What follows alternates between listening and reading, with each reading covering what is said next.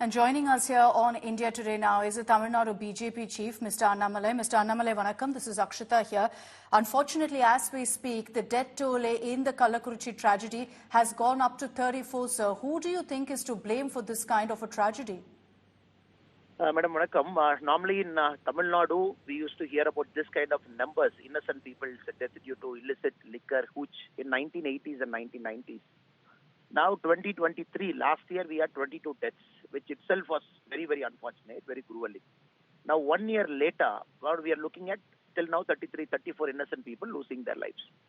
Now, one thing we have to understand, madam, last time when DMK was in government, 2006 to 11, Salem, Krishnagiri also have seen illicit liquor death, huge tragedy.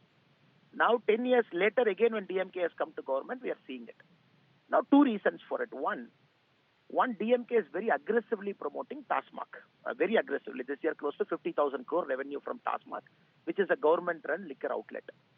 So one research says 18 years to 16 years of adult male, 19% are addicted to alcohol in Tamil Nadu. Now, at one end, in the IMFL, Indian-made foreign liquor that is sold in TASMAC, people get addicted to it.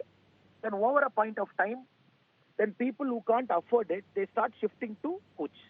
This is a classic case we are seeing in Tamil Nadu, especially in the rural areas, after DMK has come to power. Second, many DMK MPs themselves, they own liquor companies. They brew liquor and they sell it to TASMAC.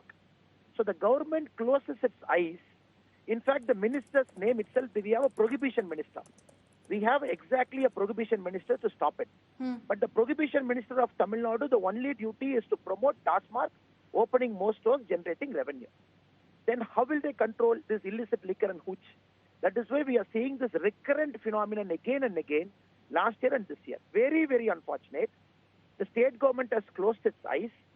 Now by suspending an SP or by taking action against the collector, the same thing they did last year in Chengalpattu. Nothing has happened.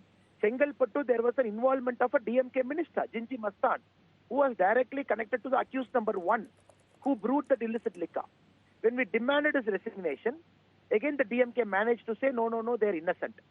Now again the pattern is happening this year. Already the fingers are pointing at Shankarapuram MLA, who is a DMK MLA. In this case, the illicit liquor was sold in the middle of Kallakurichi town. It was not sold in some rural area. Yeah. Where anybody seeing the television, they will know it is sold right in the middle of a district capital. Now, there is no excuse. The bare minimum, the prohibition minister has to resign. The CM of Tamil Nadu has to ponder whether he has got the moral right to continue sitting in the chairman. From the DMK, the defense has been, Mr. Annamalai, that as unfortunate as this incident is, we've acted. We've taken necessary steps. We've immediately cracked the whip. We've suspended officials. 4 people who were responsible for this have been arrested. Madam, and the DMK office bearers, including ministers, are directly involved. In the last year, Jinji Mastan have said, now the fingers are pointing at the local MLA. When they are directly involved, what will officials do? Just suspending namesake to officers and then saying that law and order is great, who will believe, madam? When did Tamil Nadu see liquor deaths of this nature? 22 last year and 33 as of now, this year. Now there is a clear pattern. At one end, the government is aggressively promoting alcohol, making the state an alcoholic state. 18 years, 16 years it is doing it. Other end, not controlling prohibition. So whatever excuses DMK can say, it's a very clear failure of law and order, madam. Now the chief minister clearly has to hang his head in shame. There's no excuse for it. Whatever they can say, the basic duty of a state government is to control this, is to take care of people's liberty, is to take care of people's life. If the state government is not able to do it, then why should they should be in power, madam? You know, it comes down to one issue, which is perhaps deep-rooted corruption, which is why there's so much talk of the TASMAC shops, as you mentioned, sir. Do you think the answer here is prohibition, that the state government must act actively on prohibition, and that's the only way to ensure this kind of spurious liquor isn't sold so openly? Madam, you cannot have an administrative system where the liquor revenue is growing up 18 to 22% every year. When DMK came to power, it was somewhere around 33,000 crore. Now, 2.5 years later, you are looking at 50,000 crore. Meaning the sale of liquor, aggressively the government is promoting. The district collector holds a review meeting every month saying why the TASMAC volume is low. They punish officials for not selling enough in TASMAC. You cannot have a system, a state government's budget is dependent purely on the TASMAC revenue. Naturally, when it happens, people who get addicted to it, after a point of time, they can't buy this IMFL. 1 quarter bottle is 120, 125, whatever the cost is. Then they start shifting towards all this methanol-based drink, all this hooch, all this illicit liquor. 1 liter they get for 20 rupees, 30 rupees. That is what in Tamil Nadu, prevalent we are seeing. All the rural areas, this is a tip of an iceberg. When deaths of this nature happens, then we talk, madam. But it is getting so prevalent. What we are seeing in 1980s, we are seeing in Tamil Nadu in 2024.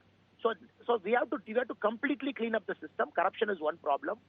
Whether the state has got the moral right to promote alcohol is question number one. Whether the state should do promoting alcohol, whether the state should aggressively do it. Question number 3, when you have a minister as prohibition minister, when his only job is to promote TASMAC, not do prohibition. I think a lot of questions to be answered, madam. I've just gotten a statement now from the Tamil Nadu Chief Minister, Mr. Annamalai. So I'd just like your reaction on this. He's put out a statement in which he said that the government has constituted a one-man commission headed by retired High Court Judge Justice P. Gokuldas to carry out a thorough investigation.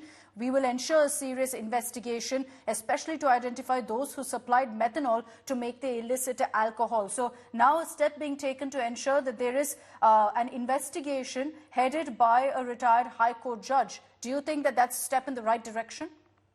Madam, I am not putting the cart before the horse, but let us hope and pray the one-man judicial commission will get into that and submit the report. But more importantly, this is more than that.